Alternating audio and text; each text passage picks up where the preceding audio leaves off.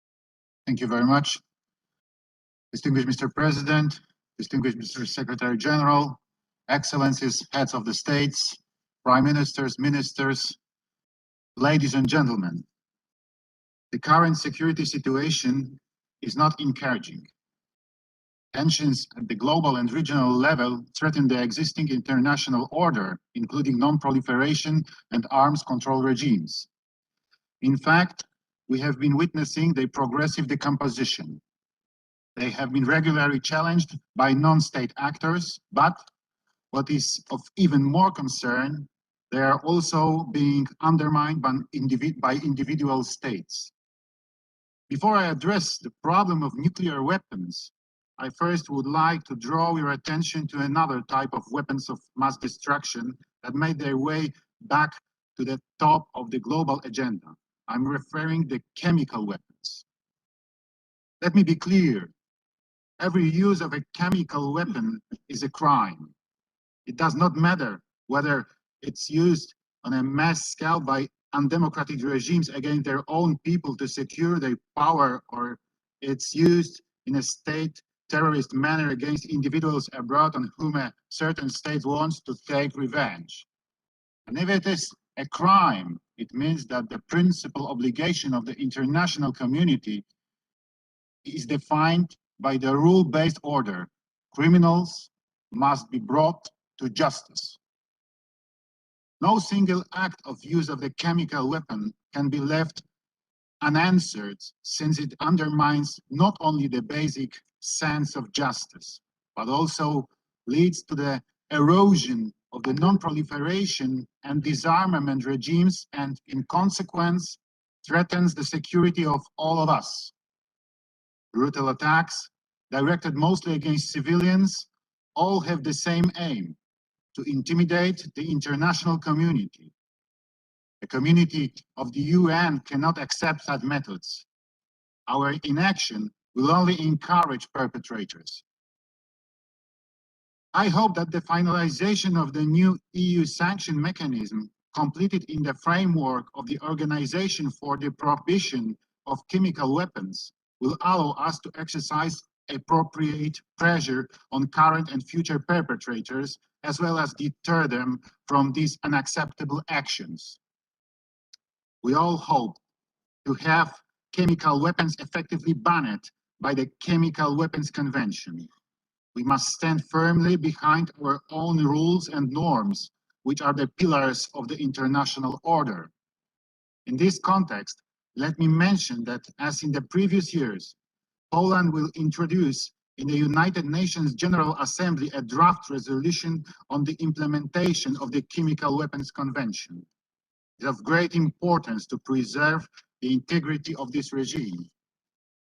Therefore, we call on all member states to ensure a strong, clear, and united message of support of the whole international community for the integrity of the Chemical Weapons Convention and the efforts of the Organization for the Prohibition of the Chemical Weapons.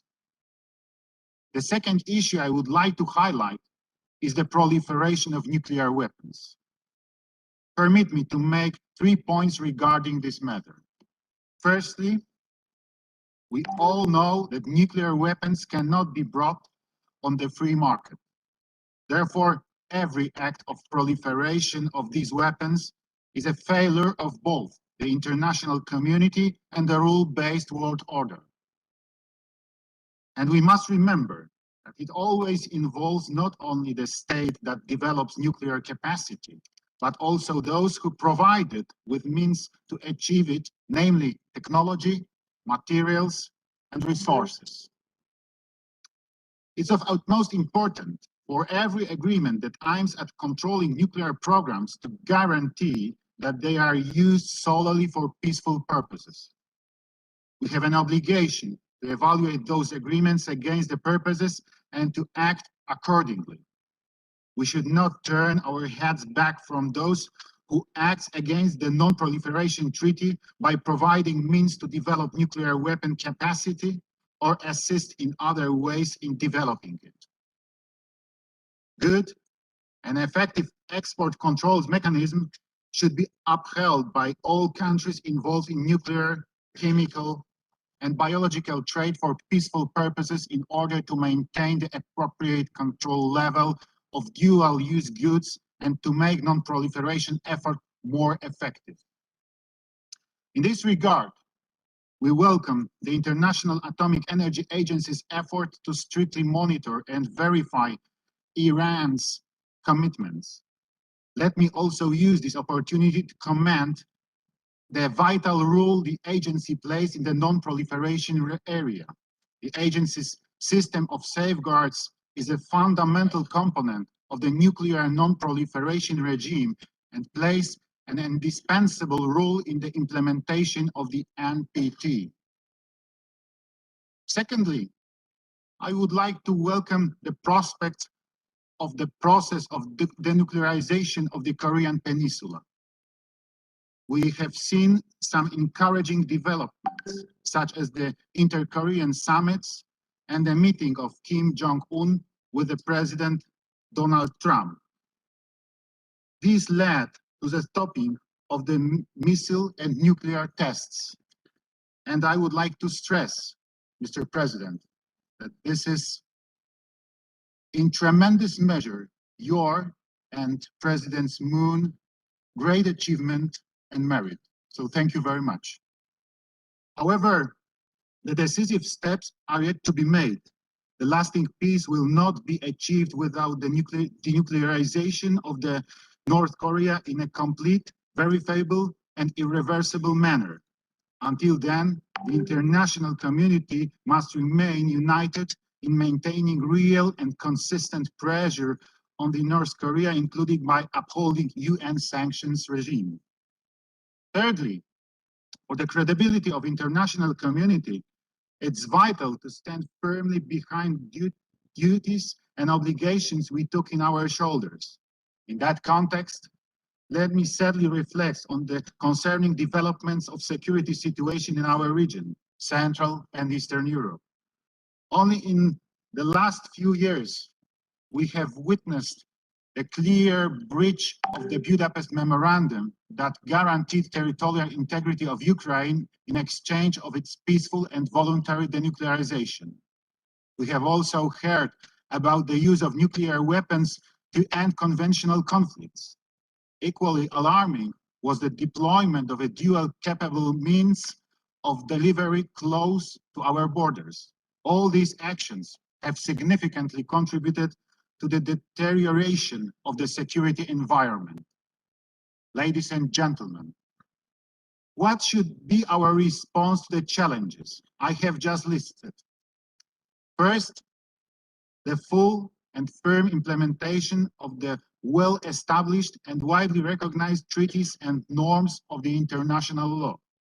Second, support and full confidence for the work of international mechanisms responsible for preventing of the use of weapons of mass destruction. Finally, proactive and constructive engagement in initiatives which aim at fighting with proliferation efforts and promoting transparency and verification. In 2018, my country assumed the chairmanship of the second preparatory committee for the 2020 review conference of the Treaty on the Non-Proliferation of Nuclear Weapons and chaired the Hague Code of Conduct against ballistic missile proliferation. Our efforts have been focused on strengthening these regimes, their universalization, securing the widespread and credible verification mechanism, implementation of good practices, as well as tightening the international cooperation.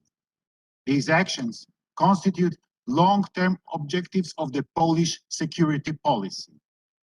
In conclusion, let me stress once again that non-proliferation is a collective effort to uphold the security architecture which we have built for decades and to prevent the nightmares recurring uses of weapons of mass destruction. We need full commitment of all of us, without any exception, to observe all norms and obligations in this field. Thank you very much.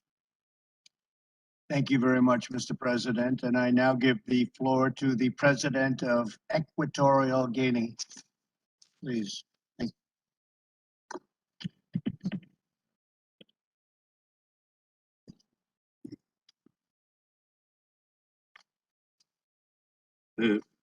Gracias.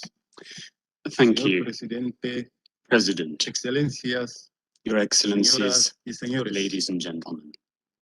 Es para mí un It is for placer me y un a honor pleasure dirigirme and an por primera honor vez to address for the first time a este in foro person en nombre this y forum representación de la on República behalf de of Guinea and in Ecuatorial. representation of the Republic of Agradecemos a los Equatorial Estados Guinea. Unidos de We thank América the por United haber States of convocado America for este having debate convened abierto this open y debate this morning, felicitamos and we Su Excelencia congratulate la labor the United en States la on their presidencia del excellent Consejo. work as President of the Council for El the month of desarme September.